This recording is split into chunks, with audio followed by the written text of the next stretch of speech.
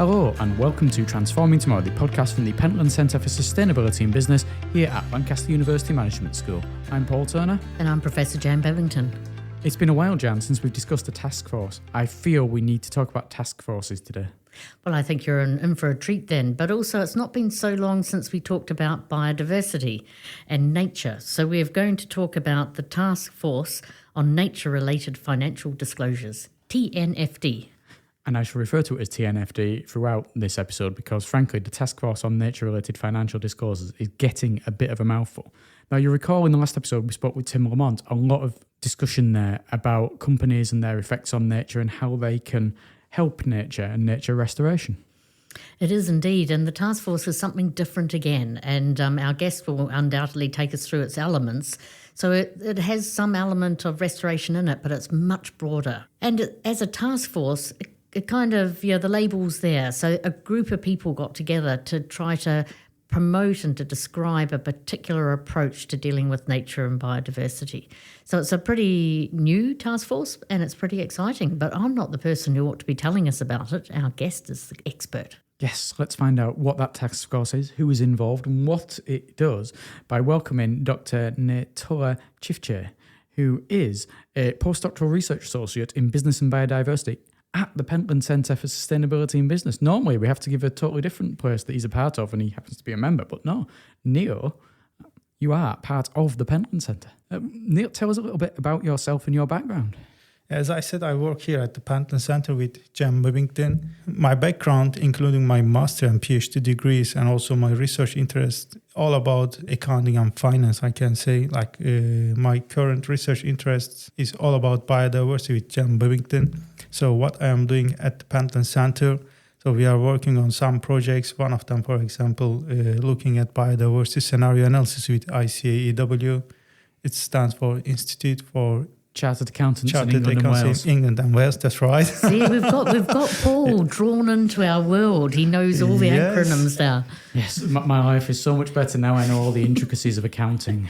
Yeah. Sorry, Neil, you go on.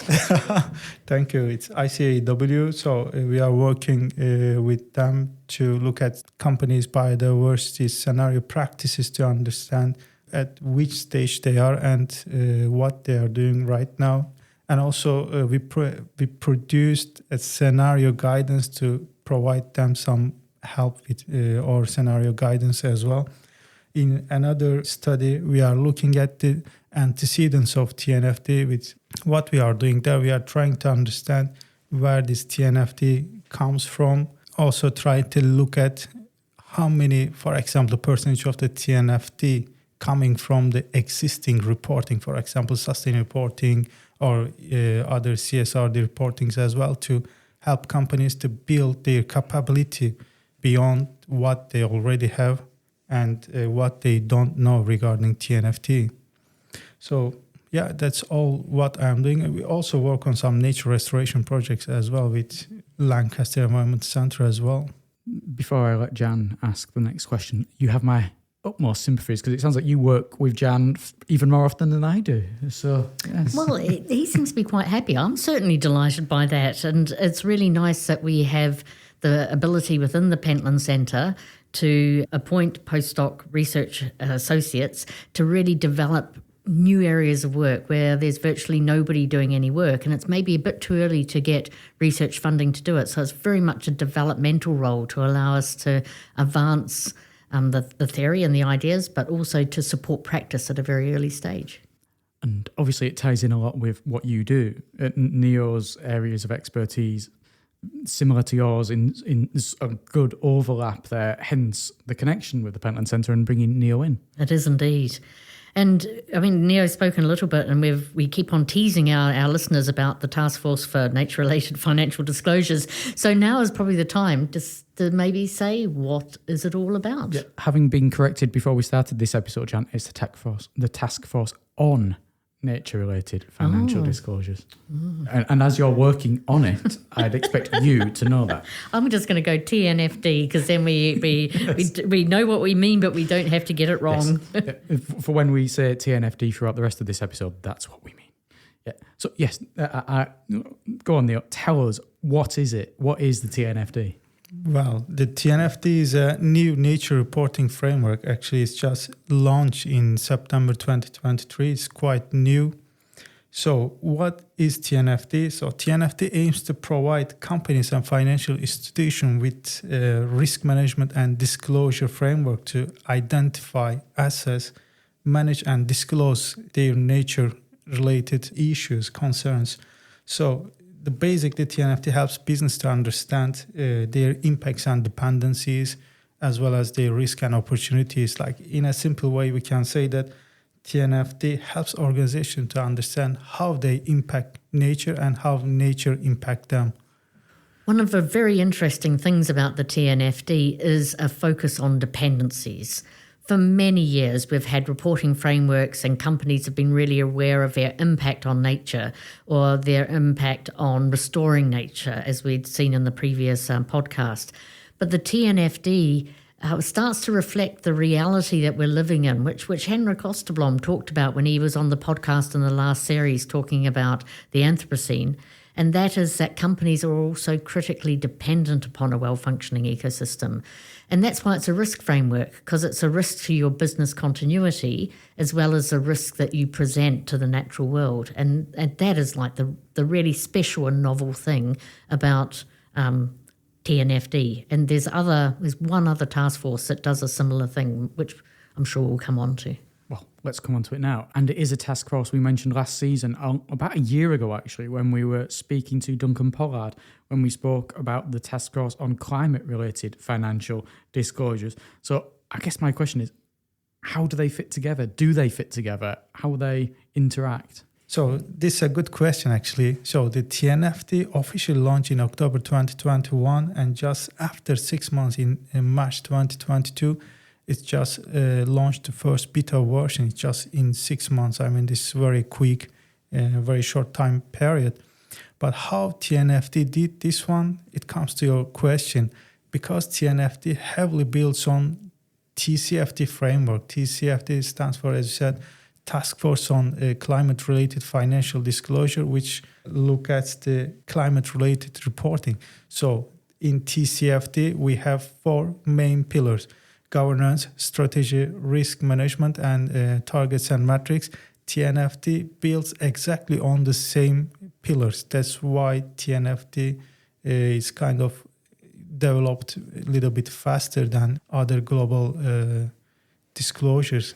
So how can companies affect nature then in their operations? So this is also a good question. Thank you very much for the question. So companies can affect nature in many ways. Like, as you know, some industries are highly depends on nature, like energy industries, chemicals, pharmacy, agriculture. So companies in these industries, they affect nature heavily. Imagine a clothing factory located in nearby a river. This clothing factory, to produce clothes, they use a lot of water. So they leave less water for the plants, animals, and agriculture purposes there. So if this company doesn't handle their waste properly, they could lead some harmful chemicals to the soil and water as well. So also this clothing company rely on cotton. You know, the cotton needs lots of pesticides to grow, which can harm insects and pollute the environment as well. And also, some companies, especially in Europe, they produce their products in another company for some cheap labor purposes. So even though they produce their products in another country, they still affect nature through their supply chain. That's why I like TNFD here, because TNFD also take care of supply chain as well, not just companies, its own operation in their own country. That's something that I was just about to ask you then, Neil, because we often talk about the direct effects of what you're doing, but then within a supply chain and how far up and down the supply chain you go, there's things that we talk about when it comes to carbon, such as Scope 1 emissions, Scope 2 emissions, Scope 3 emissions, covering, stuff that you do directly within your operations, indirectly within your operations, and then far, far down. So is it similar with this, the effects when it comes to the company's effects on nature, that you have to analyse stuff far, far away from where your core base is? Yeah, that's right. You need to analyze all of this, and you are also responsible from your supply chains activities. You need to report them as well. You need to build some strategies for your supply chain to decide how you govern your supply chains, and also what kind of strategies you are going to develop on them, and kind of what requirements you are going to ask them to do to be maybe nature positive. And Neo's example of the clothing manufacturer and the dyeing and the water is a really good one, because it's also where the dependencies come in. And so we've seen, well, I was going to say recently, but at any time you read the newspaper, there's quite severe floods somewhere.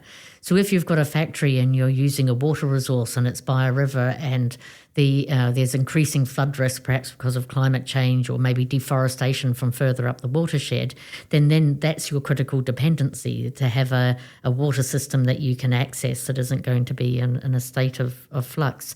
And maybe not so much with cotton, but particularly with food and forestry and agriculture, the dependencies on functional soils, on pollinators, on all of those services that people get from nature would also fall within the ambit of the TNFD. So Neo and I have been keeping a close eye on those people who are starting to report under this framework, and we're just past the anniversary of the launch of the final version of the standard. So what have you found in that area, Neo? Is this a standard that people are using? And we'll come on to questions about how good their reporting is after that. Yeah, that's a quite good question. Like, as I said before, TNFD has 4 pillars: governance, strategy, risk management, and target and metrics. So these 4 pillars help companies to assess how their governance structures manage nature-related risks, how their strategies incorporate nature into business decisions, how they manage risk, and how they track performance through specific nature-related metrics. So in my experience, many companies are still in the early stage of understanding and implementing this disclosure.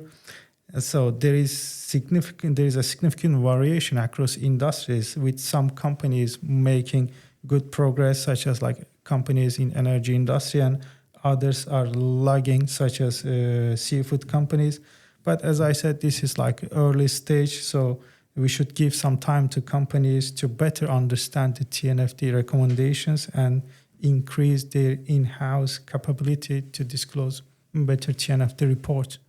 Yeah, it's hard to say, I guess, when it has only been in place for such a short time, how good these companies are, because they've got to get used to it.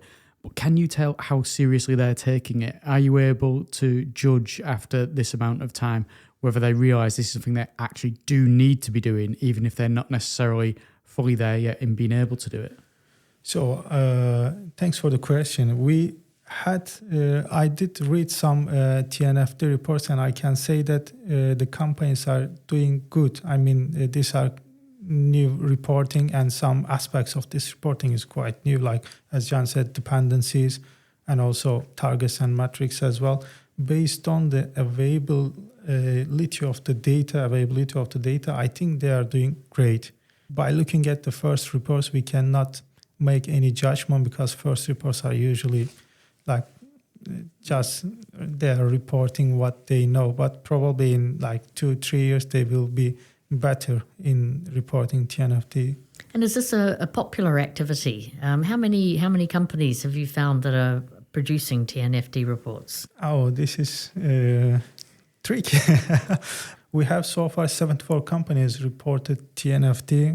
We know all of these, but I can say these are all in English language. There are other companies reporting in, for example, Japanese language or Spanish language as well. With them, I think we have over 100 TNFD reports, but in English, so we can only examine the English one. We have 74 reports. Is there anything in common across the type of companies that are filing these reports, or indeed the ones that are required to file these reports? And whether that's the size of the company, whether that's the type of industry that they're in, what are the commonalities between them? 1/4 of the reports coming from Japan. This is like it may sound an interesting commonality, but if we think that the Japanese government has a program since 2009 to promote biodiversity conservation activities and report on them. So this doesn't look interesting if we think about this. So also some Japanese companies, the influential ones, they are reporting TNFD reports earlier than others compared to their peers in the world. So this also leads Japanese companies to follow these influential companies. There are also some interesting patterns there. For example, the highly dependent industries like food companies. So far, we have 5 food companies. They just have TNFD report. This is quite less, even though they are highly dependent on nature. It seems they are lagging behind the process. So also some other countries like Brazil, Hong Kong, New Zealand, Singapore, Switzerland, UK, and EU countries, TCFD is mandated in these countries. So it seems this country is also leading on TNFD reporting as well. There could be a spillover effect here. Maybe these companies in these countries, they may affect TNFD to become mandatory as like TCFD soon as well. Just to interrupt, do you think that there's a relation there because maybe the same departments, the same people within these companies are taking responsibility for TNFD who've taken responsibility for TCFD reporting, and maybe therefore it's easier for them to double up almost? Yeah, that's right. That's why some companies are producing TCFD and TNFD reporting, climate and nature reporting. They are integrating this reporting, and actually this is the one recommendation from TNFD. They recommend to produce climate and nature scenarios. And I think what's really interesting about those patterns that we observed is that you asked Paul, whether, how is this required? So at the moment, TNFD isn't formally required by anyone anywhere, but it's quite interesting that the places where TCFD has been formally required, we're seeing a bit of an uptick in the reporting.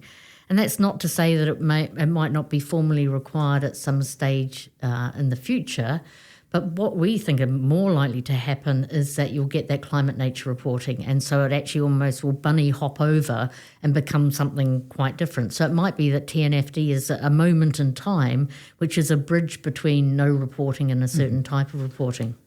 I guess this goes to both of you because you both do the work together. Do you think there's some kind of influence of investors in this kind of thing? We've talked in the past about responsible investing, about people wanting to invest in companies that show they're doing well in terms of sustainability activity.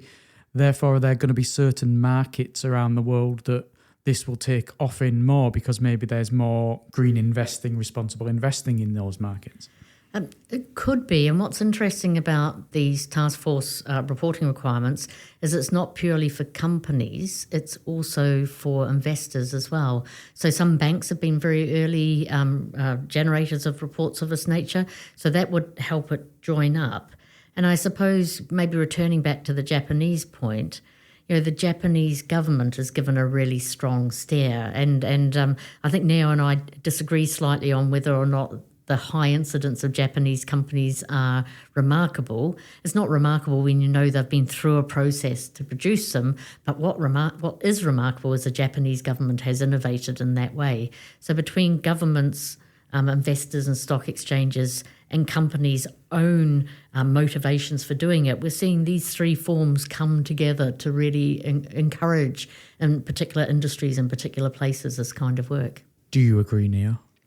Where do you disagree with Jan? I'm always keen to find out where people don't agree with Jan, because I don't agree with Jan on lots of things. Particularly benchmarking. I don't know if you ever spoke to Jan about benchmarking. Maybe we can pass this question. What aspects of it do you think of maybe slightly differently to Jan then? We're gazing at each other, and I'm trying not to look threatening, but I fear I might be. I did notice before I kept referring to you as Professor Jan Bebbington, as if you held something over him because he had to tell you your complete title. He's just respectful. Just very polite. Respectful, unlike other people in the studio. I know who you're talking about, and there's a reason for that, Jan. No, well, it's good to know, Jan, that someone else disagrees with you on lots of things, because I disagree with you on many, many things. I like Neil all the more for knowing that he doesn't necessarily agree with you on everything as regards to this. So the TNFD, it's all about the idea that you need to know what possible futures we might be facing. So there's a desire to create biodiversity scenarios. So why is that? Why are scenarios part of the framework? So, because biodiversity scenarios are important, because nature-related risks are highly uncertain and complex, just like climate change. So, why biodiversity scenarios are part of the framework? Because scenarios allow companies to explore multiple possible futures and assess how change in nature risk might affect their operations, supply chains, and financial stability. So scenarios can help businesses to become more resilient for the possible future. That's why I think why scenarios are part of the framework. Okay, well, what is a scenario then in this case? There are like a long definition of scenario, scientific definition, but we can just simply say that scenario analysis is a method for exploring different possible future outcomes when things are uncertain. So this is, in short, we can say this. So scenarios are not predictions. We are not predicting future. We are just making some assumptions based on probably today's reality. There are different types of scenarios. There are more than 6-7 different types of scenarios, like predictive scenarios, explorative scenarios, normative scenarios, policy scenarios, reference scenarios, and so on. But since we are talking about TNFD recommends 2 different types of scenarios on their scenario guidance, which are explorative scenarios and normative scenarios. So in normative scenarios, they are constructed to lead to a future that is desired by the scenario builders. So in normative scenarios, we have a target to reach in the future. Like the climate scenarios are a good example of normative scenarios. Think about like we have 1.5 degree target for a company for the next 10 years. So, and then this company need to reduce, for example, their carbon emission by 40%. Please pay attention that these are all our quantitative figures, 1.5 and 40%. They need to reduce their carbon emission. So they set up different scenarios based on their target to reach this target. For example, the target is there 1.5 degree. So they need to reduce their carbon emission by 40% in the next 10 years. So to reach these targets, they, for example, build 3 different scenarios in a good way, in a good narrative scenario. If the things work well, I mean the physical and transition risk, maybe we can also talk about this. When I say physical risk, we are talking about some like extreme weathers or like storms, droughts, that kind of physical climate-related things. When we say transition risk, we are talking about regulation, technological change in customer taste, that kind of things. So in a good scenario, as I said, what can we say? Like in a good scenario, if the physical risk doesn't change that much and the companies adopt transitions risk well, so they build scenarios, have they reached this 1.5 degree? If in a bad scenario, if things goes very bad, like if we had very heavy climate physical risk, and then if company cannot adapt the transition risk well, so in this case, how they are going to reach targets, they are building their narratives on this way. And there is also like in mid scenarios, if the things like go smooth as today's, how they are going to reach these targets. So in normative scenarios, we have a target in the future to reach. But in exploratory scenarios, what we have, there is no specific target here, but instead we have a range of potential features based on different assumptions today. So exploratory scenarios start in the present today and set up assumptions to explore possible future developments. So to give an example for this, like we talk about clothing factory. So suppose that like this clothing factory wants to build scenarios for the next 10 years, 50 years, or 100 years. You can build your scenarios for next 100 years as well, for example. So this company wants to build scenario based on, for example, 3 assumptions as we talk about normative scenarios. So there is no target in the future. They just want to make some assumptions from today's trends to make sure that companies are still operating normally in the future. So in bad scenarios, if, for example, biodiversity declined, and this is physical risk, and if they cannot adopt the transition risk as well, how they are going to operate in a normal way in these bad scenarios in the next 100 years, for example. In a good scenario, if things work well, I mean, if biodiversity decline is not that fast, if the companies are doing great for transition risk, so how they are going to survive for the next 100 years in this way. And we have also in mid scenario as well, if things are as usual today. In these expertise scenarios, we are making possible assumptions for the future based on the current trends.